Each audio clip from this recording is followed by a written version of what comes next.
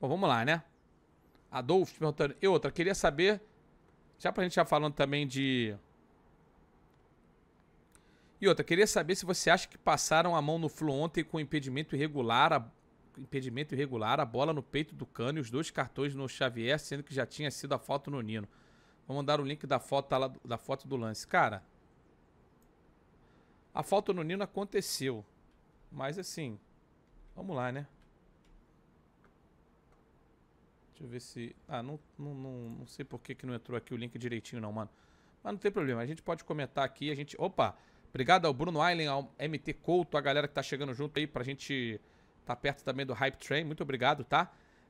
Vamos lá pra gente fazer então nossa análise do jogo. Análise do jogo que a gente sempre faz aqui nas lives e também nos cortes que a gente lança no YouTube, junto com Estrela Bet. Sempre com Estrela Bet a gente faz as nossas análises de jogos e hoje não seria diferente, tá? Seguinte, primeiro já respondeu um tema que muita gente me perguntou, muita gente vem falando, pô, Luizinho, você, como é que foi narrar um jogo tendo um confronto desse tamanho pela Libertadores da América acontecendo ao mesmo tempo? Não foi a primeira e não vai ser a última vez que eu vou deixar de ver um jogo importante do Fluminense para narrar uma partida de futebol ou para apresentar um programa ou para fazer ou ter qualquer outro tipo de compromisso profissional. Lógico que é um jogo, histórico, um jogo pesado, um jogo que eu tinha absoluto interesse em assistir. A gente estava com o monitor lá passando o jogo também, mas eu estava focado no meu jogo. E eu não parei, não consegui assistir na íntegra o jogo depois do jogo realizado. Mas eu tenho uma boa noção do que aconteceu, pelo que eu vi enquanto estava narrando um jogo e também pelo que eu vi depois dos melhores momentos e pelo que eu li de relatos e tudo mais, pelo que eu conversei, por exemplo, com a Paula, que esteve no Maracanã, nesse Fluminense 2, Internacional 2, e também pela expectativa que foi criada, por muita gente antes do jogo que eu não compartilhava. Por exemplo, eu vi alguns colorados, por exemplo, colocando que, olha, muita gente falou que o Fluminense ia atropelar e ia passar o carro. Cara, estamos falando de uma semifinal de Libertadores. Realmente alguém imaginava que teria um atropelamento no Maracanã? Pô, acho que é maluquice alguém fazer esse tipo de comentário no pré-jogo. Eu não vi ninguém projetando que seria um massacre do Fluminense para cima do Internacional.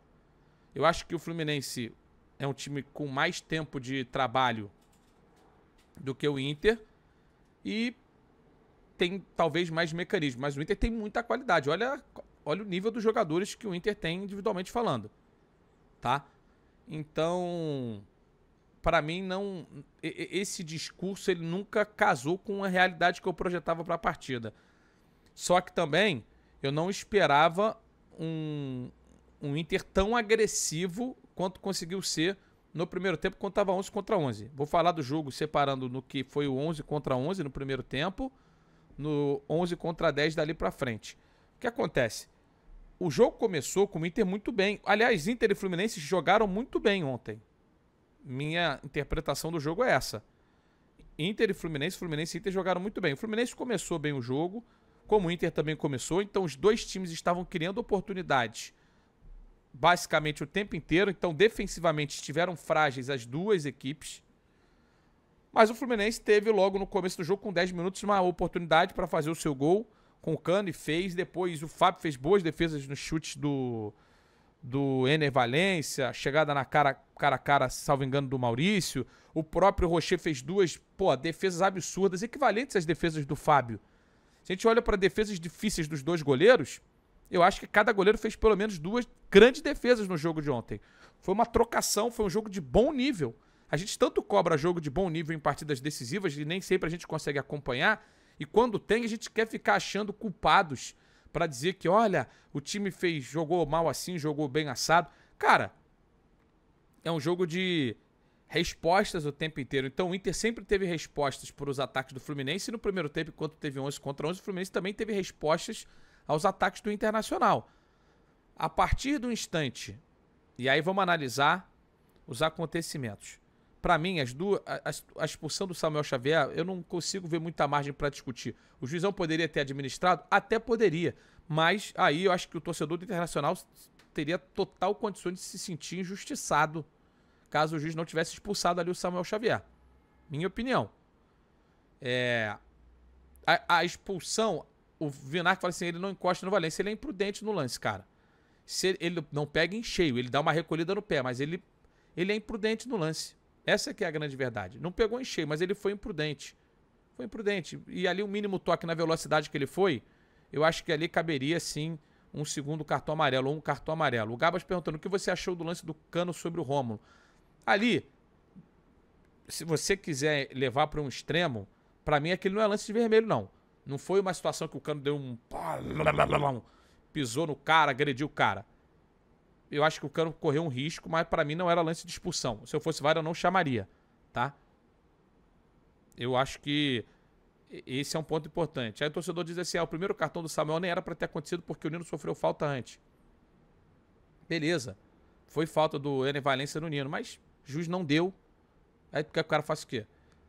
Minha mulher voltou reclamando de alguns critérios, por exemplo, para exemplificar o que ela estava destacando. Segundo tempo, tem uma bola em cima do Guga, que o cara meio que dá um empurrão nele, o Guga vai, cai com a bola, cai segurando a bola com a mão, o juiz dá a mão do Guga. Depois, no final do segundo tempo, o Guga vai, contato mínimo, que não foi falta, chega junto, o cara vai e marca a falta pro Internacional. Beleza, são alguns critérios que o juiz acaba se perdendo durante o jogo, mas nos lances capitais, para mim, houve acertos. Então, assim, eu não consigo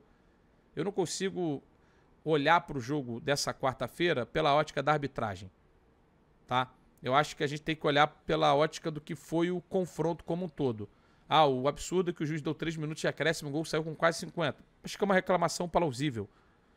Mas o Fluminense tentou se organizar ali com um homem a menos, então, como eu vinha falando, o jogo no 11 contra 11 estava muito igual e perigoso para os dois times. Os dois times estavam correndo risco de tomar gols. O Fluminense estava com a vantagem de 1-0 e correndo o risco de tomar o gol de empate. O Inter estava com a desvantagem de 1-0 e correndo o risco de tomar o segundo gol. Tava nesse nível o confronto. Super aberto. Aí, tem um gol no final do primeiro tempo com um homem a mais. Isso mexe muito com o confronto de maneira geral. Porque obrigou o Fluminense a, no segundo tempo, tentar fazer um jogo que o empate não era um mau resultado. Mas você teria que se defender por 45 minutos com um homem a menos. O Fluminense começa o segundo tempo com a posse de bola, se defendendo razoavelmente bem, tendo a bola, mas sem agredir. A partir do momento que o Inter começou a recuperar, aí avolumou o número de oportunidades e chegou um golaço do Alan Patrick, que é muito bom jogador, tá? Ali, no 2-1, parecia que o jogo ia pro vinagre. Pro time do Fluminense, né? Não só o jogo, a eliminatória. Porque o Inter tinha tudo pra matar a eliminatória no Maracanã. Um homem a mais ganhando o jogo por 2-1. Pô. Eu acho que o Kudê, ele tirando o Wanderson e Alan Patrick, por cartão amarelo, por qualquer coisa que seja, eu acho que ele deu um recado ruim pro time. O recado que ele deveria ter dado era, olha, vamos amassar o Fluminense nesse segundo tempo, vamos continuar no ataque, vamos pra cima o tempo inteiro pra matar o confronto, pô. Então não foi esse o recado que ele passou com as mexidas. E a partir desse momento, a partir do gol, o Fluminense também conseguiu, de maneira arriscada, subir mais a marcação, recuperar mais bolas no ataque, começou a criar oportunidades. Né? Ele tira o Maurício, né, também. Foi o Arangues ou o Alan Patrick, Perdão, tem razão. E o Maurício também ele tira, né?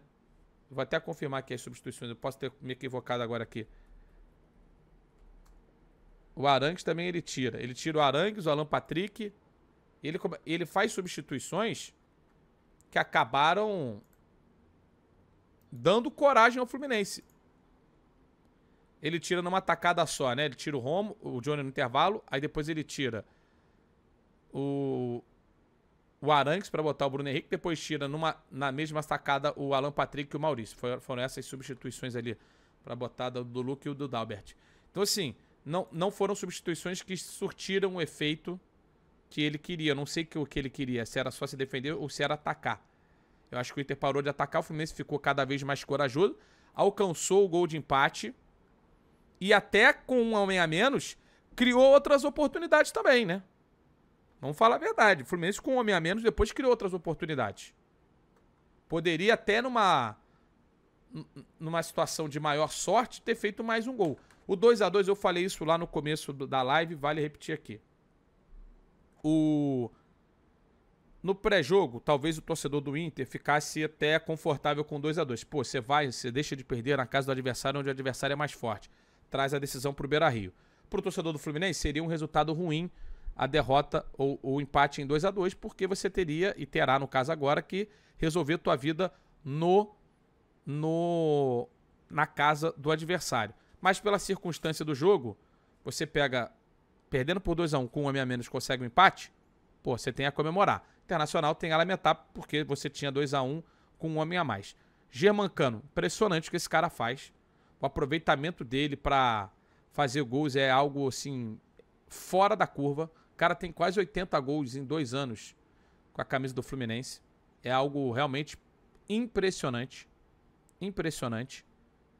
Você não acha no futebol mundial, talvez nesses últimos 2 anos, baixar o Haaland, mas um cara com tamanha capacidade para fazer gol. Nem o Lewandowski teve tanta capacidade para fazer gol desde que chegou ao Barcelona. E eu tô falando assim, só de botar a bola na casa. É incrível o que esse cara faz.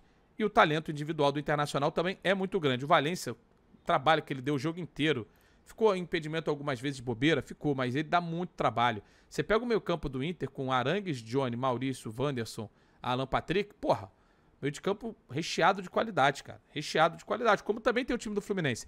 Eu, analisando aqui a escalação, especialmente do Fluminense, o Fluminense entrar com o Ganso e não o Alexander, o Fluminense fica um pouco desprotegido, né? Jogando só com o Ganso e com o André. Mas não é algo que o Fluminense esteja desacostumado. Ficou um tempo sem fazer. Eu vi muita gente falando, o Fernando Diniz foi soberbo. Não, gente. Eu não acho que tenha sido soberbo, não. Talvez ele tenha imaginado um jogo em que o Fluminense conseguiria ter mais posse de bola no ataque e que o Inter não ficaria tão dentro do campo do Flu, pressionando, tentando marcar, apesar de ser muito da característica do Kudê, e imaginou que o Ganso fosse conseguir jogar. Não rolou, cara. Não rolou. Não rolou de jogar tão bem. Mas eu não acho que tenha sido o maior problema. O maior problema foi a expulsão do Samuel Xavier, que é um cara que tem feito uma temporada fantástica.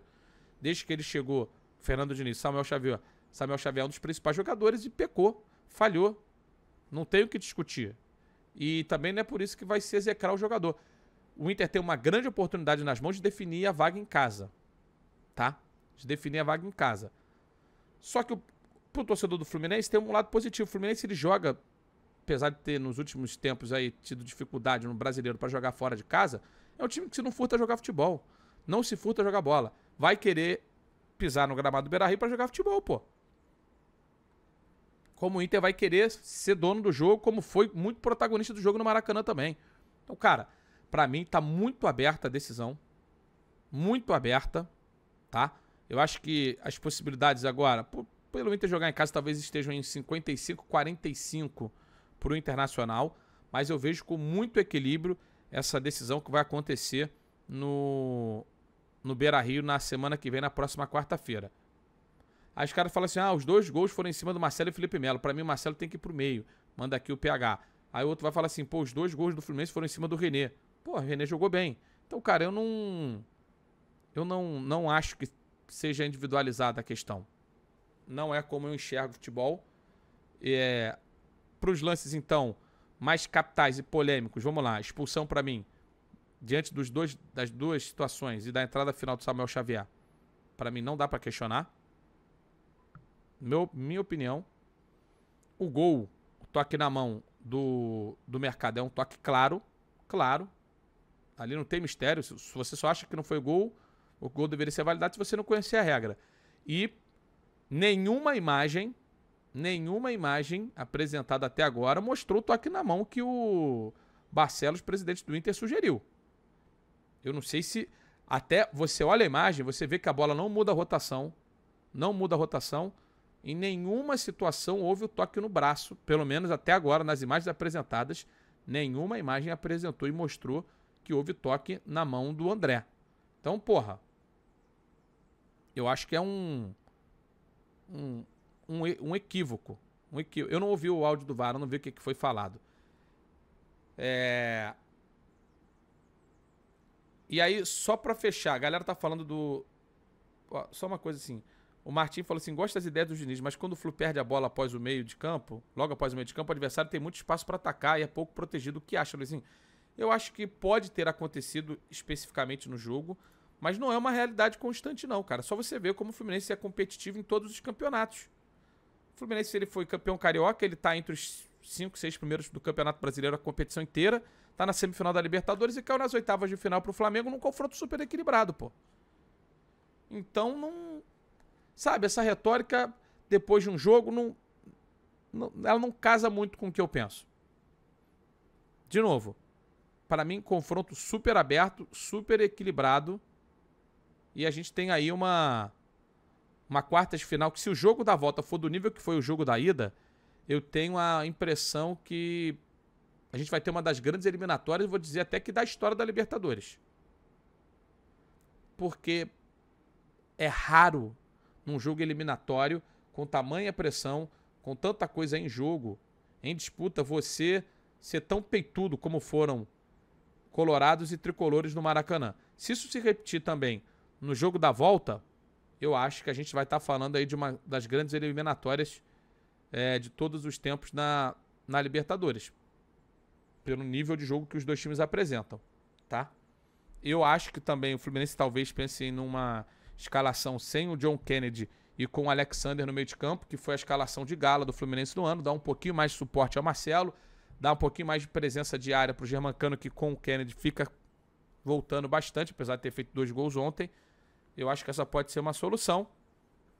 E vamos ver o que o Kudê vai poder apresentar. Acho que saem do Maracanã com o nível de jogo mais felizes os colorados do que os tricolores. Eu acho que o Internacional jogou mais, esteve mais dentro da sua proposta do que o Fluminense dentro da sua. Só que no final das contas é um 2-2 e agora a gente vai ter uma partida da volta espetacular. Mais uma análise que a gente fez aqui junto com o Estrela Bet, tá? Tô colocando o link no chat para quem quiser se cadastrar no site da Estrela Bet.